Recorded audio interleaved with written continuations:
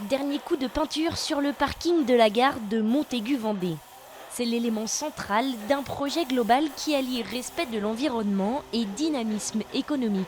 Si on veut donner une impression et même créer les conditions pour être une gare de destination, autour de la gare, il ne faut pas des parkings, il faut des services, il faut de l'hôtellerie, il faut par exemple du snacking, il faut des choses comme ça qui fait qu'on vit un quartier de la gare. L'idée, c'est qu'on puisse aussi pour les entreprises locales permettre d'avoir des bureaux pas loin pour des salariés qui voudraient continuer d'habiter Nantes et puis venir tout simplement descendre en gare de Montaigu et venir travailler dans les espaces qui seront disponibles ici.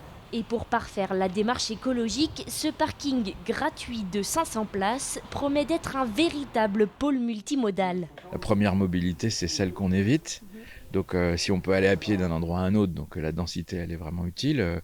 On pourra par exemple très facilement se garer ici pour aller au cinéma qui est à moins de 5 minutes à pied. Surtout il est travaillé pour pouvoir avoir naturellement les modes doux en termes de vélo. Il y a un grand parking à vélo qui est prévu, on a déjà commencé mais il y a encore du travail à faire. Ce projet entre dans le plan climat de l'agglomération qui compte 39 actions. Parmi les enjeux de ce plan, relocaliser la production d'énergie.